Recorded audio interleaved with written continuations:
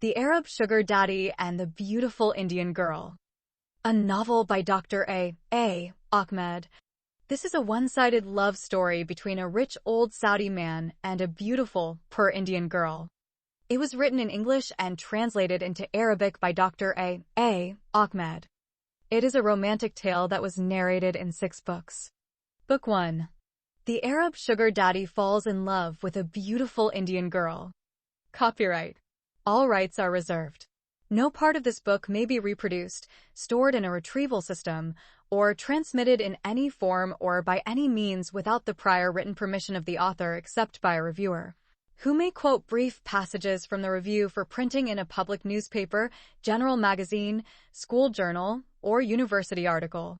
All characters in this novel are fictitious and any resemblance to real people, living or dead, is purely coincidental. Chapter 20. The rich old Arab sugar daddy returns to search for his beautiful Indian lover, Layla. Meanwhile, Sheikh Fayez bin Ahmed decided to do everything in his power to find out what happened to his precious treasure, his beloved, the beautiful Indian maid, who cost him dearly. He is 100% sure that Rayhana Khan wanted to come to Saudi Arabia because that is why she refused his money to sleep with him in the hotel and asked him for a maid visa. He concluded that the lying Jinni, who was also the son of Satan Muhammad Khan, had stolen Rayhana's visa and ticket and sold them to the ugly old Indian woman who claimed to be his beloved maid. In Islam, jinn or demons are genes that turn into black dogs and snakes, which was hated by the Prophet Muhammad, and Iblis is the Arabic name for Satan. Jinni is male and Jinniya is female, and they can fall in love, marry Muslims, and have children with them. Many Muslim men and women have claimed that they married Jinni and Jinnah and had offspring with them, but no human being was able to see these half-devils and half-humans except their parents. Some of the jinn in the Quran converted to Islam and became Muslim devils. See Surat al-Jinn 72, verses 1-6. Mr. Muhammad Khan worked with Sheikh Fayez bin Ahmed for many years in Jeddah City as his personal driver. Sheikh Ahmed knew that Muhammad Khan was a greedy man. He is the type of man who would sell his wife to another man if he offered him the right price. The angry Saudi sheikh decided to return to India and find the beautiful Layla himself and bring her back with him to Saudi Arabia. He knows that the one-eyed Sudanese boy, Babakar, nicknamed the damned black nigger, is more honest than the greedy Indian man, Muhammad Khan. He can use the Arabic translator Babakar to find out where his Indian lover, Layla, has been hidden from him. This time, the Majnun Kays decided not to involve any travel agency in preparing for the trip abroad for his beloved Layla. He wants Babakar to handle all future preparation of travel documents for Rayhana and her daughter Ifat. As for the incredibly ugly old Indian woman, he took her directly from Jeddah International Airport to the women's prison and accused her of stealing and forging documents and impersonating the real Indian maid he had hired. It is an accusation that if proven true in the local Sharia court, the fake old woman will be extradited to her country of origin, minus one hand. Accordingly, Sheikh Fayez bin Ahmed returned to Bombay a few days after the old impostor was handed over to the detention center. He did not call or tell anyone that he was coming in person and decided to make a surprise visit to the Muhammad Khan Travel and Tourism Agency. But if he had anticipated what was waiting for him there and what the Bombay police extortionist, the dangerous Hindu police inspector Shankar Karia, was going to do to him, the old man would have preferred to fly straight to hell instead of landing at an Indian airport, then go to a dirty cell like a bottomless pit. This time, the crazy lover decided that he would not seek the help of the law to recover his stolen money and the beautiful Layla. He remembered what happened to him when he complained against his ex-Indian Christian wife, Christy, who stole his money, cheated on him, divorced him, and expelled him from his palace in Bombay with her shoe on his ass. For months, as he ran from one courtroom to another, while her uncircumcised pussy got fucked day and night by her infidel lover's uncircumcised cock, Bobby. He spent thousands of dollars on endless court sessions, and in the end, he got nothing and instead caught wind. So, this time, he will take matters and the law into his own hands and punish those who stole his second Indian lover from him. He has to hire people from the Indian Gondas, who the thugs of the underworld in Bombay are, to take revenge for what Muhammad Khan did to him by replacing his beautiful maid Rayhana, who is more beautiful than the Virgin of Paradise, whom his Quran promised would be one of 72 nymphs if he died as a Muslim martyr in jihad for the sake of God, and 40 virgins if he dies a natural death. He will have 72 of those eternal virgins in the Garden of Paradise and have sex with them forever. Instead of the earthly Virgin of Paradise, Rayhana, the eldest son of Satan, sent him the most hideous Indian woman he had ever seen.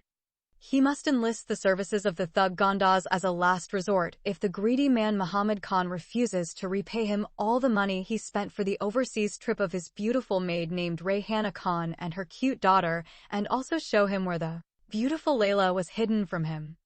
From Bombay International Airport, the old man took a taxi directly to Colaba in downtown Bombay. He booked a room at the 5-star Taj Mahal Hotel and stored his luggage on the spot.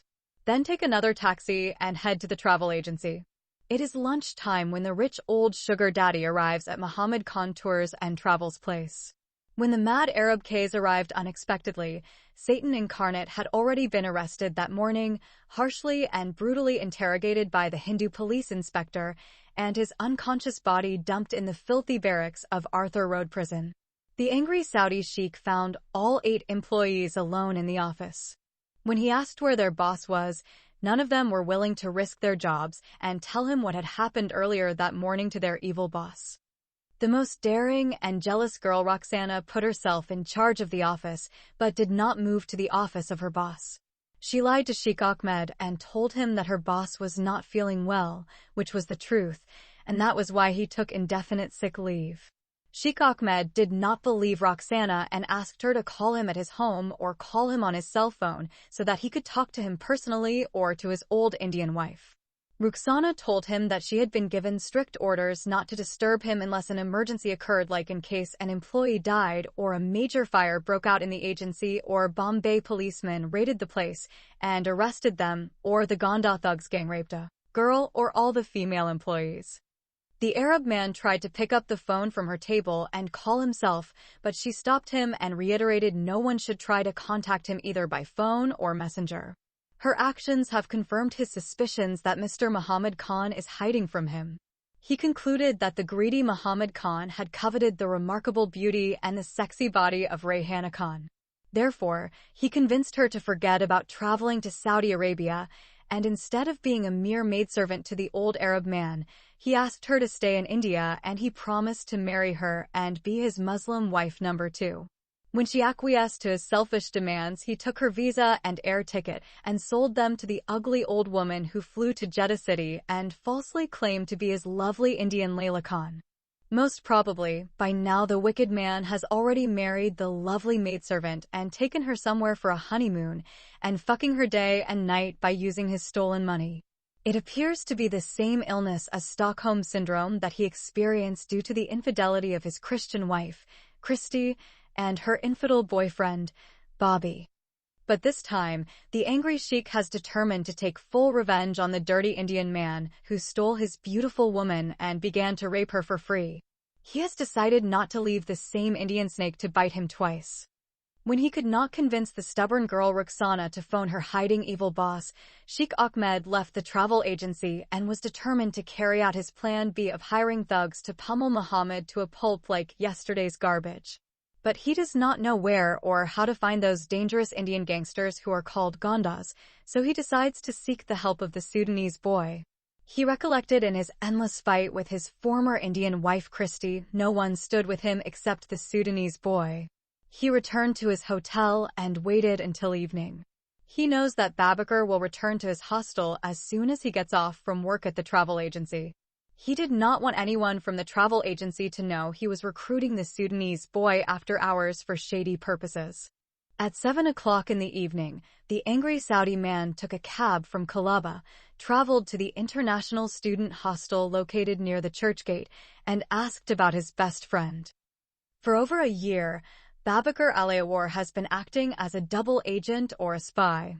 He spied on his boss and passed along a smorgasbord of information about him to Sheikh Ahmed, and he also supplied some personal information about the old man to Muhammad Khan. For example, he told his boss about Sheikh Ahmed's Christian wife, the lovely Christy, who cheated on him and stole his money and property and kicked him out of his mansion as an unwanted guest. He told him about how she called the cops and kicked Sheikh Ahmed out of his opulent house and then married her Christian boyfriend Bobby. Likewise, Babakar told Sheikh Ahmed about his boss's adulterous affair with the married Hindu woman Sangeeta, who is cheating on her husband, and how he is sexually harassing his female employees. Since the information that Babakar passed back and forth from the old Saudi man to his wicked boss and from Muhammad Khan to Sheikh Ahmed is mere gossip, none of the two parties was affected by it. That particular day, Sheikh Ahmed took Babakar to a beautiful restaurant in the Hotel Ambassador, treated him to an excellent meal, and then asked him about the case of his missing maidservant Rayhana Khan and why Muhammad Khan was avoiding him. Babakar is scared he may lose his job if he discloses information that his detained boss may not like to be revealed. Remembering how a small lie caused his boss to call him a fucking black Negro slave and kicked him out of the office. Therefore, he decided he had better create a foolproof story half-truth and half-lie better than the last one he told to his boss, and he discovered later that he had shot himself in the foot. This new invention must be an even greater creation and harder to verify, and so, the story begins. He said his Indian boss had truly worked hard and prepared the paperwork of the maidservant and her daughter, and he was a witness to Rayhana picking up the visas, passports, tickets, and money. Mr. Muhammad Khan was supposed to meet them at the international airport and see them off, but he did not go because his girlfriend or mistress from Bangalore showed up unexpectedly and requested that he meet with her in her room at a 5-star hotel, which he then changed his plan about going to the airport. Babakar told the truth up to this point, but now is here where the lies begin. His Indian boss sent Jamal Khan in his place instead. But as we know, it was Babakar himself who was told to go to Bombay International Airport.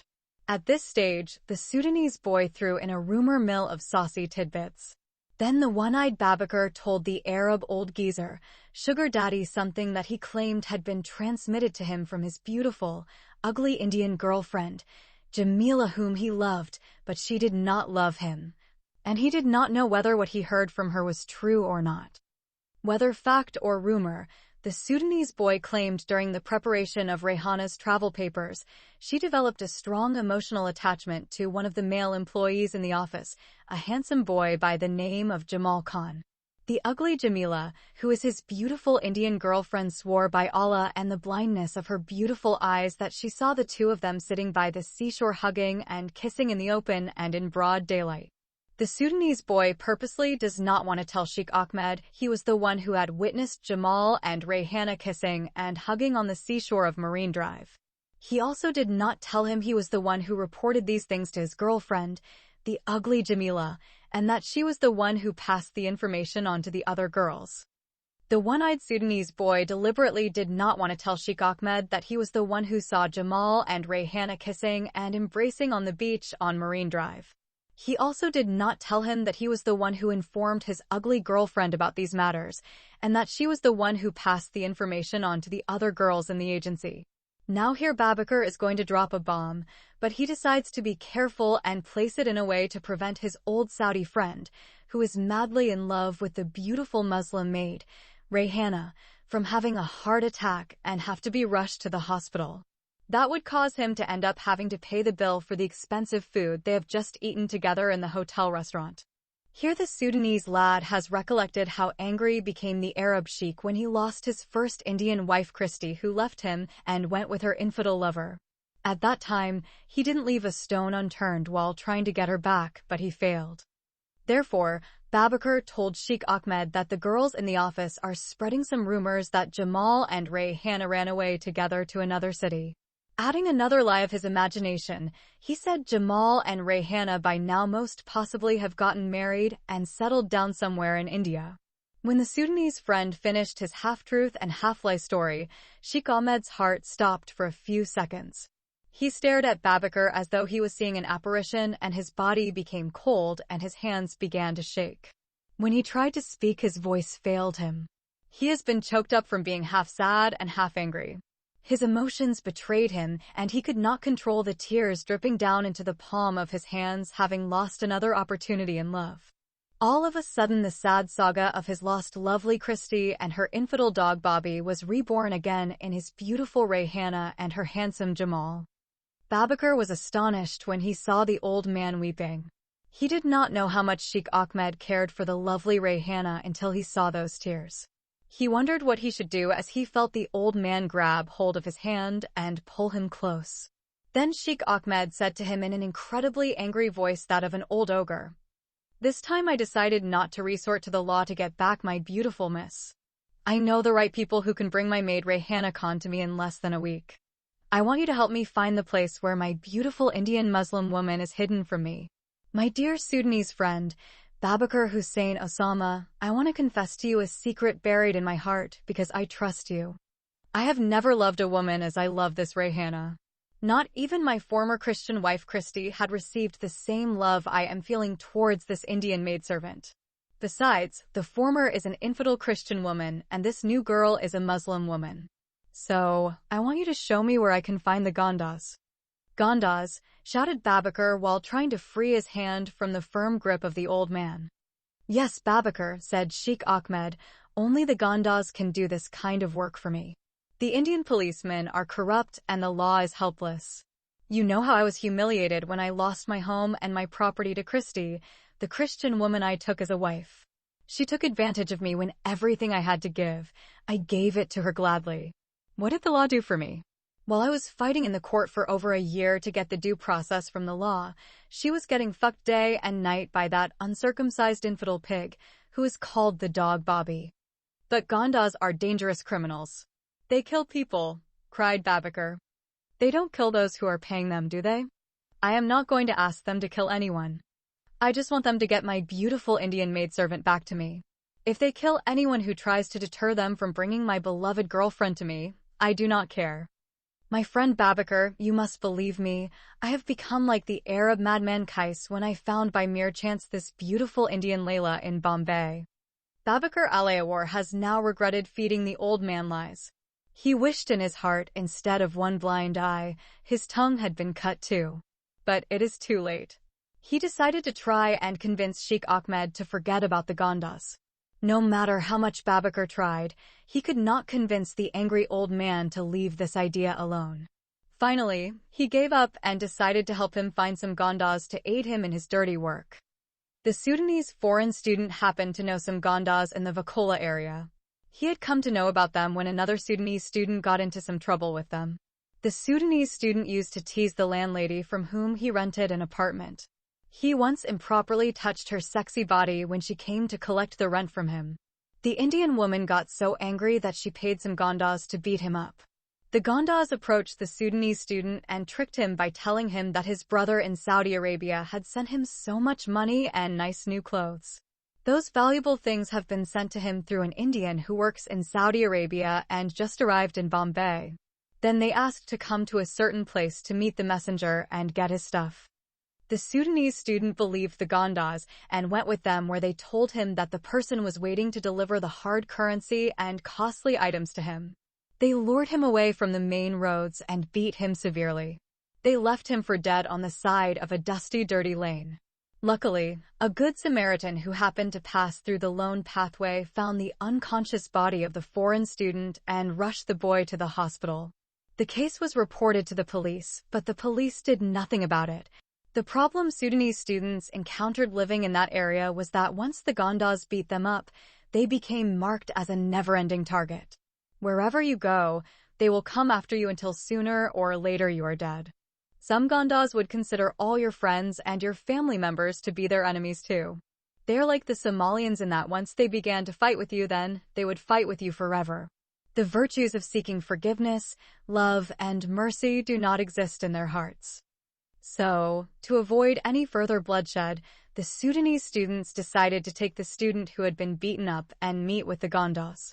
They apologized, begging for forgiveness on their knees, and paid them some ransom money to forget the whole thing. The Ganda guys accepted the money and the apology, and the problem ended there. The beginning of a beneficial relationship between the Sudanese students and the Gondas was the result. Babakar happened to be among those students who went and sought forgiveness from the Gondas. After that, whenever any Sudanese student had trouble with anyone, his Sudanese friends would go to the Gondas gang of thugs, pay them a sum of money, and ask them to get rid of the problem. Whether your insoluble problem has to do with the law, woman, or the devil himself, those thugs are sure to settle the score in your favor. Babakar is at a loss as to what to do when he sees the old Arab man in tears and getting angrier by the minute. He felt obligated because his lies are the key that started the wheels in motion, and now he is in the driver's seat headed down the path of no return. He would be the main operator of this dangerous vehicle once he decided to assist the Revenger of Broken Hearts. Babakar remembered the Vakola Gondas. He told Sheikh Ahmed he knew some Gondas and took him to them. The madman Kais is prepared to pay the Gondas whatever they asked for if they could get him his beautiful Layla back. He told them to find Muhammad Khan and hammer the shit out of him until he paid back the money he stole from him. Sheikh Ahmed's rage demanded that all the employees of Muhammad Tours and Travels except Babakar be beaten at will. To save his Indian girlfriend, the ugly Jamila, from being beaten and probably raped by the ruthless Gondas, Babakar convinced his Saudi friend to take all the employees off the hit list except the real culprit, Jamal Khan, who is suspected of stealing the lovely maidservant and running away with her. It seemed that everyone in Bombay wanted to harm Jamal Khan. Before he went to jail, Mr. Muhammad Khan hired some cold-blooded Gondas and told them to find the prime suspect, give him a good beating, and deliver him directly to him bound hands and feet.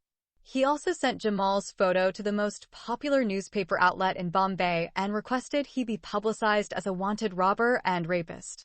On the following day, everyone in Bombay cuts out the article in the newspaper and carries it around with him everywhere he goes, hoping to find the most wanted criminal in all of India and get the reward of 10,000 rupees. Mr. Muhammad Khan had also derived a long list of crimes Jamal is alleged to have committed and lodged a complaint with the Bombay police. This set up a citywide search and an all-points bulletin by every police precinct.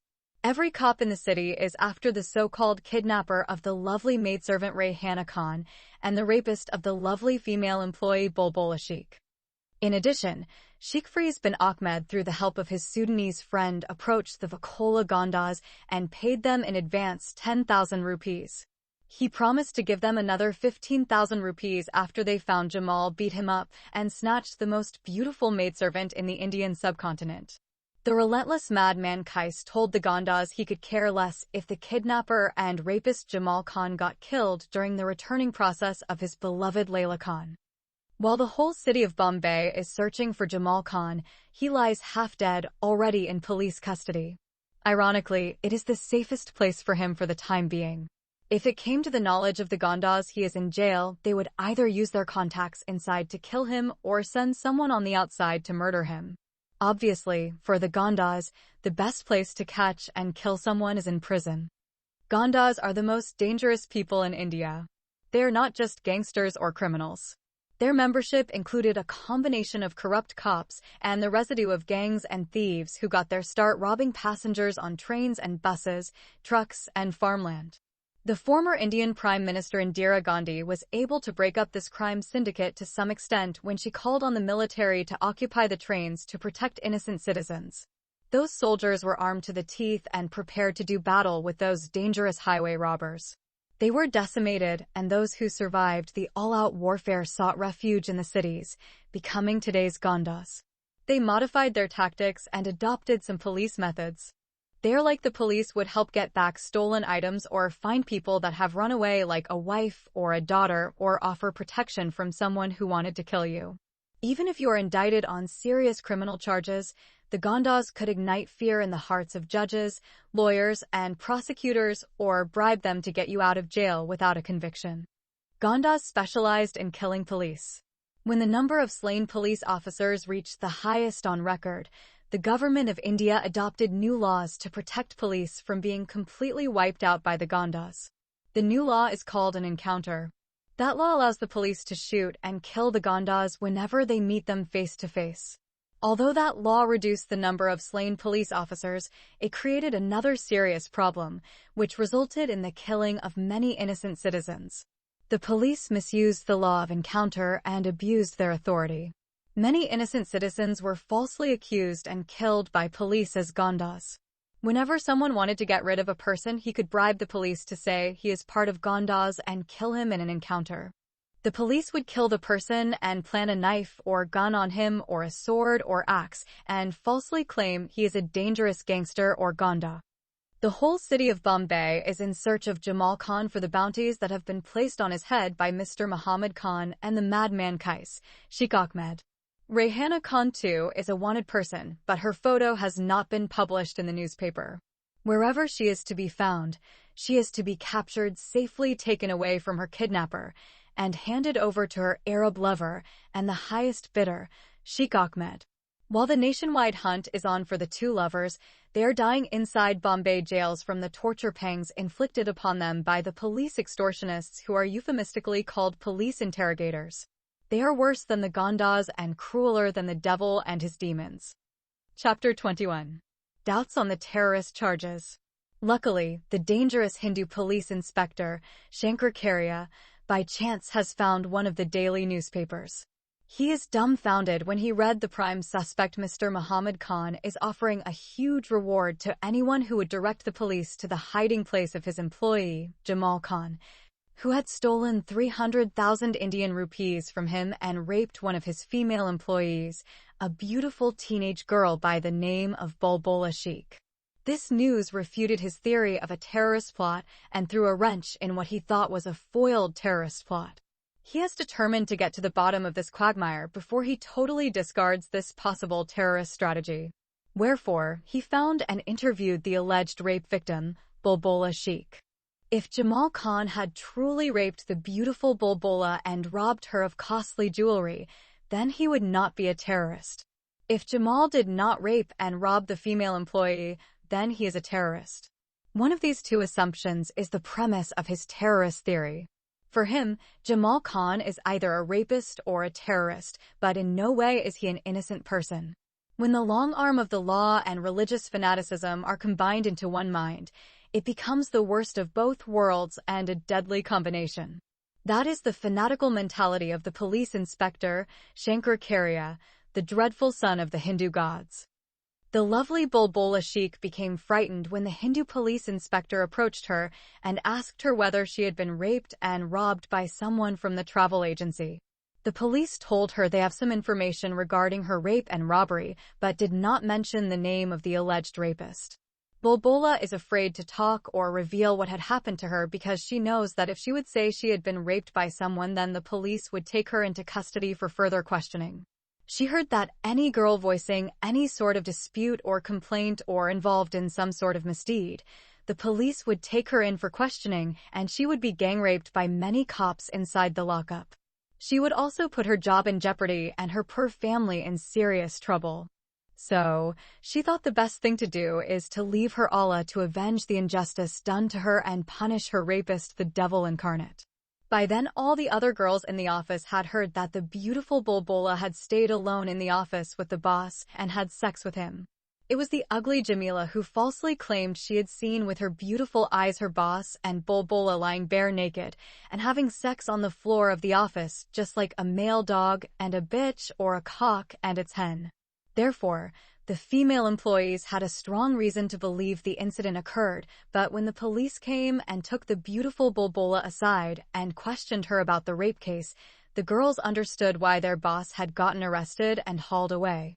They concluded Bulbula has filed a rape complaint with the police and accused her boss of forcefully and brutally raping her. Before that, they thought Bulbula had agreed to have sex with her boss because he paid her some amount of a few thousand rupees. But they're puzzled with one question. Why would Bulbula keep coming to work every day after she complained of the boss raping her and then sending him to jail? But for the police, the answer to this question is quite clear, and the answer to the Hindu police inspector's questions is just as crystal clear. After the beautiful Bulbula denied the information reported in the newspapers, the inspector's assumptions of a terrorist plot solved the mystery of the fake rape and robbery. He concluded this cock-and-bull story was created by none other than the diabolical genius of a homegrown terrorist, the suspect Muhammad Khan.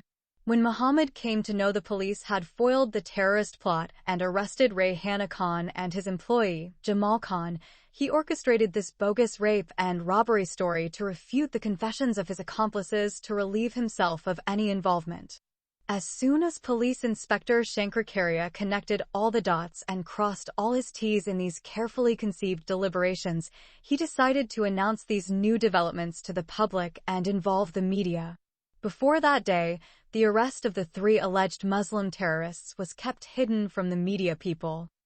The next day, the photos of Muhammad Khan, Rayhana Khan, and Jamal Khan were published on the front page of every newspaper in Bombay City.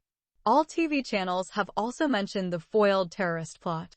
This sensational news story included many other details connecting the Indian Muslim suspects with other international and notorious terrorist groups such as Al-Qaeda, ISIS, Lashkar-e-Taiba, the Taliban, and even Pakistan's ISI. Inter-services intelligence are hinted at as being involved in the female suicide bomber plot that was targeting an Air India flight on its way from Bombay City to Jeddah City. The envious girl Roxana is the one who read the morning newspaper first and showed the disturbing news to the other 7 employees. But none of the 8 employees believe these trumped-up charges. All of them know Jamal Khan is a peace-loving and law-abiding young man. Although he is a Muslim, he is not a deeply religious boy. He smokes cigarettes and has a beautiful girlfriend. The 2 lovers hug and kiss openly in public. In the same way, Rayhana Khan is a Muslim woman living in a slum hut, but she is not all that religious woman either. She had no problem with being hugged and kissed in public places, and if given the opportunity, she would not hesitate to have sex with her lover and live in cohabitation with him without the prohibition of halal Islamic marriage. She has never dressed up in an Islamic burqa or a hijab or niqab. You could not tell by the way she dressed if she was a Muslim woman, Hindu, or a Christian woman. She put on whatever she liked. One day she came to the travel agency in a Punjabi dress, and on another day, she would be wearing a sari. Likewise, the boss made himself out to be a devout Muslim man, and yet he is a notorious womanizer. He harassed all his female employees in one way or another. He also has a Hindu mistress, another man's wife, with whom he convoluted with her on many occasions in her room at the Oberoi Hotel. He is a cheater and a thief, always cheating his customers. He is making more money in that illegal way by deceiving his Arab clients.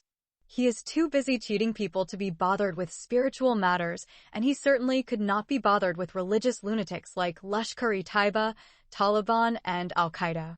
No one could ever convince his employees that he loves his religion enough to blow up an airplane. They thought about why he would want someone to blow up an airplane. He would not blow himself up even for 72 virgins in heaven when he has more virgins than he could handle right here on earth. His sex-drive penis is greater than the fires of hell, and no woman can sexually satisfy him. Accordingly, all 8 employees concluded there had to be a gross misunderstanding, or someone just wanted to pin a terrorist conspiracy on innocent 3 Muslims. Meanwhile, the breaking news published in the local newspapers directed Vakula's Gandas gang to the hideout of the boyfriend Jamal Khan and his girlfriend Rayhana Khan.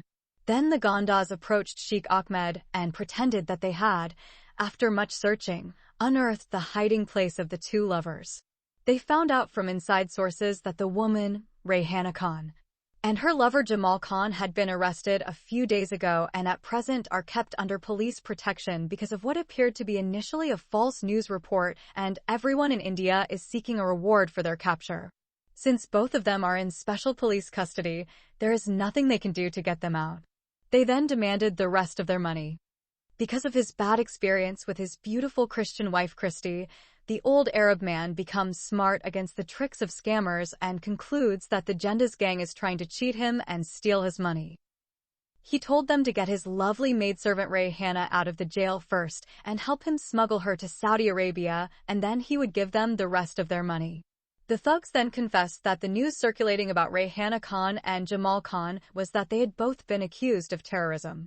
They said even the Prime Minister of India could not remove a person out of prison who was involved in a terrorist plot. Sheikh Ahmed is still unwilling to pay them. The Gondas then threaten to kill him instead. Following the wise advice of his Sudanese friend, Sheikh Ahmed chose to save his life and paid them the remainder of the money he had promised, which is 15,000 rupees in cash, and thus ended his illegal dealings with them. As soon as the Gondas left, Babakar pulled Sheikh Ahmed aside and showed him the newspaper that carried the photo of his beloved Indian Layla, who is called Rayhana Khan, and the article concerning her involvement in a terrorist plot. What troubled the old Saudi was not that his beloved Layla was in jail undergoing unpleasant conditions, but what scared the hell out of him the most was that his name was also mentioned in the terrorist plot as clear as day. He is mentioned as a foreign terrorist who is a member of Al-Qaeda who supplied visas, tickets, money, and other needed materials and explosives to the female suicide bomber, Rayhana Khan. It also revealed in the article that he is the one who paid over 1 million rupees to the Muhammad Tours and Travels and convinced its owner Muhammad Khan and another male employee Jamal Khan to prepare the travel papers of the young female suicide bomber. When he read these details and false charges against him, Sheikh Faiz bin Ahmed wished that the earth would have opened up and swallowed him whole and then regurgitated him back in his holy homeland of Saudi Arabia, where he would be protected by his countrymen. At that critical moment, he began to hate the beautiful Muslim maid, Rayhana Khan, and bitterly hated the day he met her on a street in Colaba, Mumbai. He also cursed Muhammad Khan and cursed every Muslim Indian he ever knew in his whole life. He asked Babakar, how could those accursed Muslim beggars and uncircumcised Hindu idol worshippers ever dare to involve me in such a dangerous terrorist plot? After he had overcome his anger, shock, and disbelief, Sheikh Ahmed began to solicit his Sudanese friend and lean upon him even more than before. He asked him how he could escape from this dangerous trap that had been set for him by the schemes of criminals and the Indian police. Babakar told him the only way possible out of this was to approach the anti-terrorist police department and tell them that he was an innocent man and had nothing to do with the terrorist plot. That is the last thing the petrified old geezer is prepared to do. He knows that to go to these corrupt Hindu lawmen and plead not guilty would be setting himself up for endless torture only to be falsely accused and hanged as a Muslim terrorist. When Babakar understood that the frightened old man was not willing to go to the police, he advised him to make his escape out of India through the Pakistani border. Sheikh Ahmed left the 5-star hotel of the Taj Mahal without showing he was checking out and renting a car. He told Babakar that he would give him 500,000 rupees if he would accompany him on his trip from India to the Pakistani border and help him reach his destination safely. Babakar told him he could not risk going on such a dangerous trip and put himself in jeopardy even if he had to give him 10 million rupees. I just can't take such a high-risk trip like that with someone like you who is wanted all over India and every cop in the cosmopolitan city of Bombay is after you. This wrong decision of Babakar has terminated the beneficial friendship between the once good friends. When Babakar rejected the offer and left, Sheikh Ahmed found a Muslim Indian and bribed him. He convinced the man to help him to rent a car and be his private chauffeur because he said, I want to tour your magnificent country of India. He said that his final destination would be Kashmir because he heard people in his country saying Kashmir is the paradise of God on earth. As a matter of fact, Kashmir is the disputed region between India and Pakistan. There are over 1 million Indian soldiers and more than 10 million Indian and Pakistani terrorists in that lawless land. The number of Muslim terrorists in Kashmir is more than the combined number of Muslim terrorists in Afghanistan, Somalia, Yemen, Libya, Lebanon, the Gaza Strip, Iraq, and Syria. In the past, Kashmir was truly once called God's paradise on earth, but today is known as hell in the entire universe.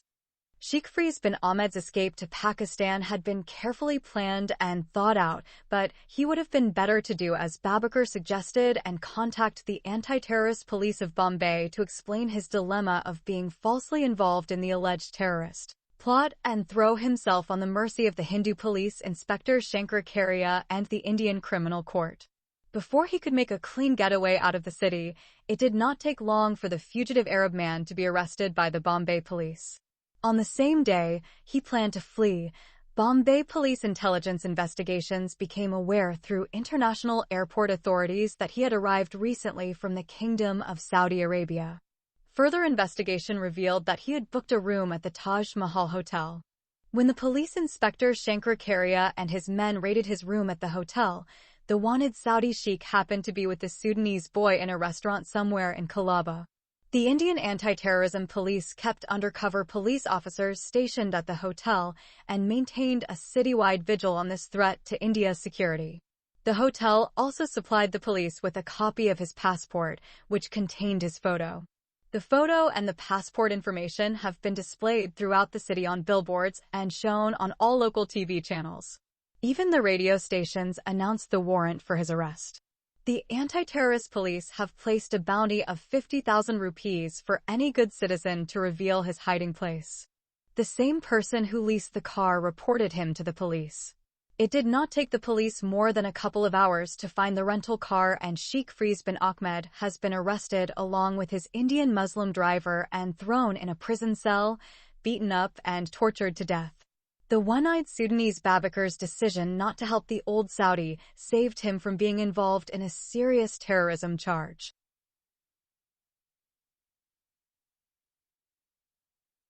Chapter 22.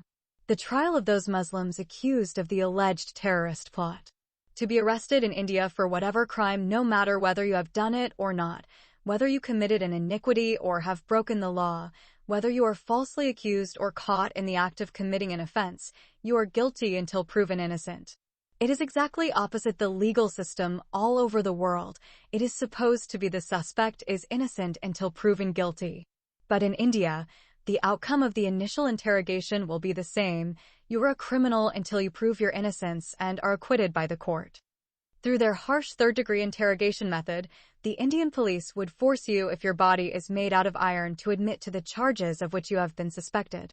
They would make you sign your confession, and then the prosecutor would establish a case against you in court. Once again, if you paid your lawyer well, he could then bribe the judge handling your case, and whether you are guilty of a crime or innocent, you would be acquitted. From the time you were arrested until the final adjudication of the court verdict, it could take years. During the time you were on remand, you would be stuck in jail for years, beaten up every so often, and roughed up by other criminals and gandas.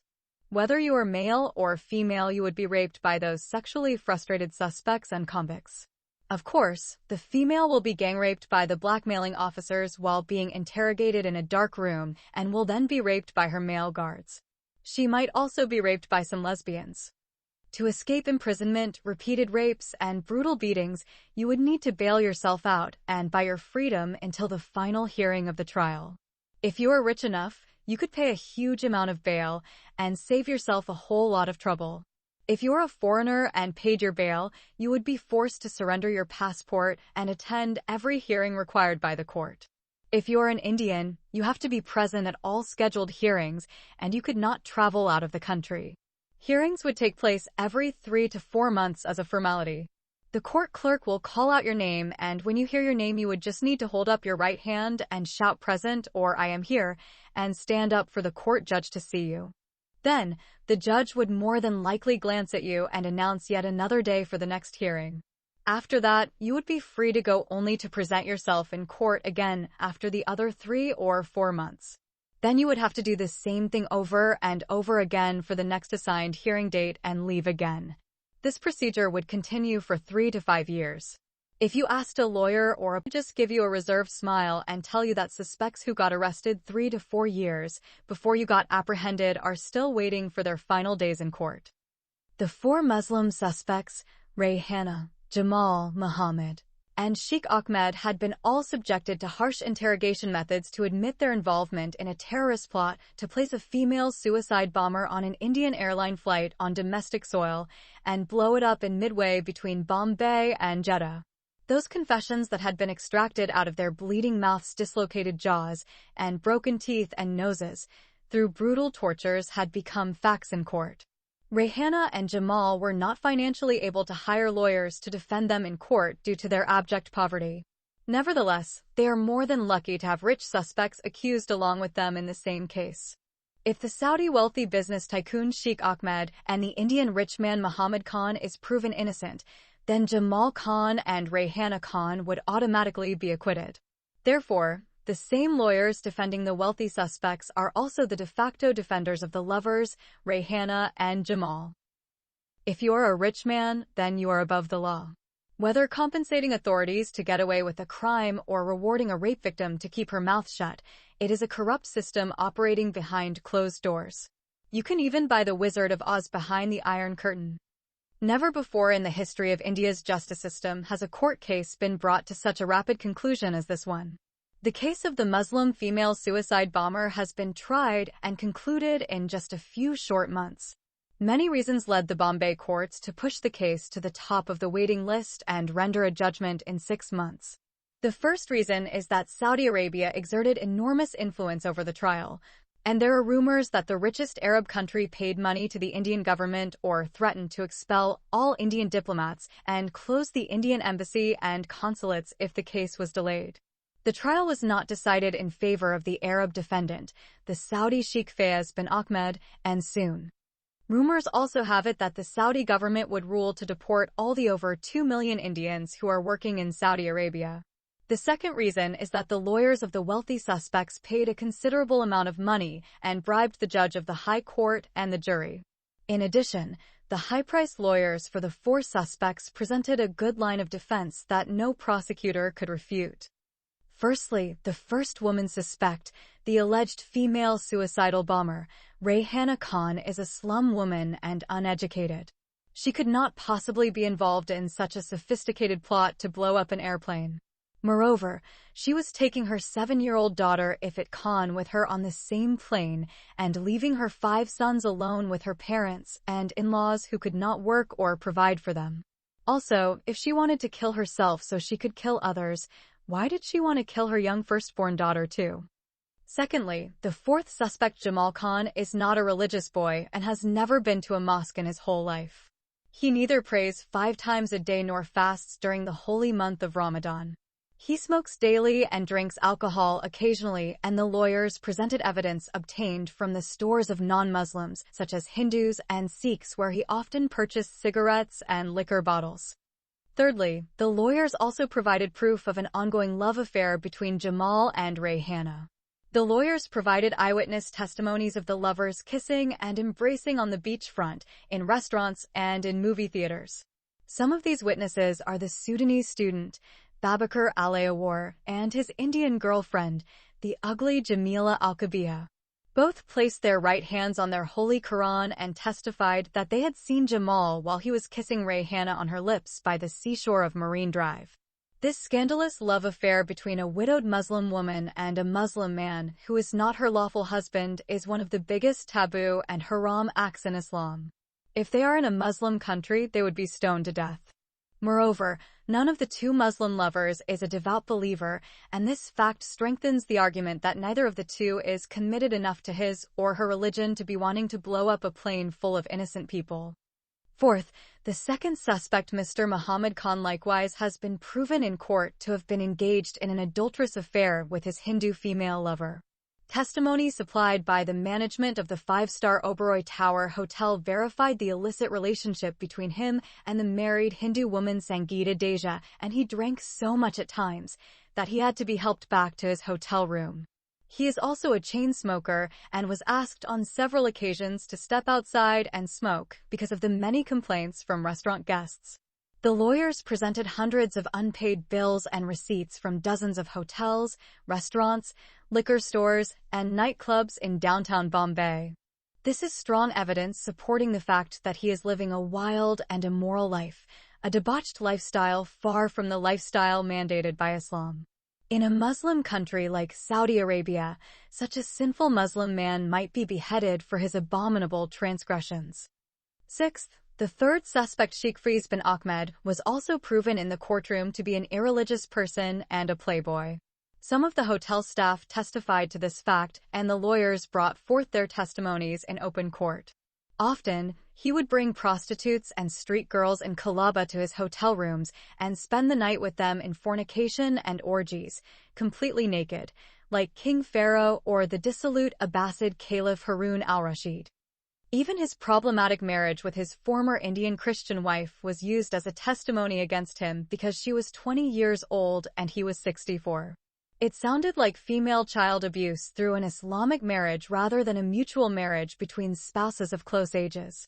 Although such kind of matrimonial union is morally wrong and socially condemned, it was still a legal marriage and no court in the world could condemn a 64-year-old geezer for marrying a 20-year-old girl as old as his granddaughter.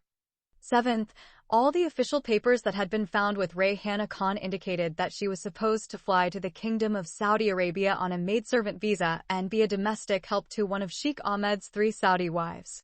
The other 3 suspects verified this fact by their testimonies in court as well as employees of the passport office.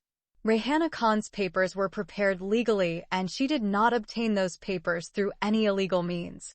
They were truly gifted to her by the wealthy business tycoon, Sheikh Ahmed, because he wanted her to come and work as a maidservant in one of his mansions in his country. Eighth, the strongest evidence that led the court to drop the terrorist charges and acquit all 4 suspects is the return of Sheikh Ahmed to India. If he's the mastermind behind the alleged terrorist plot, financier, and supplier of bomb-making materials, why did he return to India after his alleged accomplices were arrested? Added to that, the Indian police could not find the explosive device that the female suspect is supposed to use to blow her body up in bits and pieces and also explode in smithereens the passengers of the Air India plane. At any rate, 6 months in Bombay jail was the most painful experience that the beautiful maid Rayhana Khan had to go through in her entire life. During all the years of suffering that she lived with her late husband while alive and after his death, she did not suffer as much as she did in prison. She was beaten, tortured, gang-raped, and deprived of basic human necessities. She was abused by policemen and female prison guards, and treated as a traitor to the Indian homeland by prison staff and other suspects and convicts.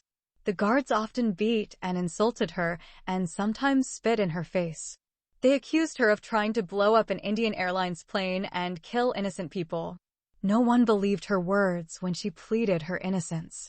It is nothing short of a miracle that she survived for 6 months in that treacherous environment among dangerous female criminals and hostile tormenting guards euphemistically called the Indian jail.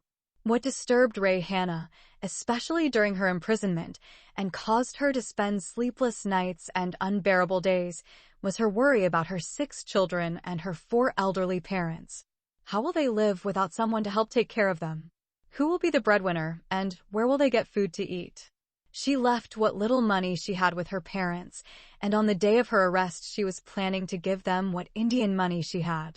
Unfortunately, the police officers who arrested her helped themselves with Indian money and the few US dollars she received from her benefactor, old Arab Shagardati, on the day she was supposed to travel with her daughter to the rich Arab country. They are 200 Indian rupees and 30 US dollars. Rayhana thought that there was just a small misunderstanding and that she would be allowed to go to her hut once this small misunderstanding was cleared, and they would fly out of their hellish country of India that same night. She never expected that she would be imprisoned for such a long time. What disturbed her conscience most was the fear that her young daughter would be raped at night by some of these outlaw boys in the slums. A policewoman sent her daughter, Ifit, to her hut after she was beaten and slapped, and some information was extracted from her mouth, which was bleeding profusely. Rayhana knows that her elders will not be able to stop these boys if they break into the house at night and try to rape her young daughter. She also knows that her neighbors in her poor shack will not come to her rescue if she screams for help. Slum dwellers are afraid to death of thugs called horrific jandas. Even the Indian police are afraid of ruthless gangsters. No slum dweller would put his life in danger by coming between the gang of jandas and their intended victim. After her release, Rayhana went straight to her poor hut.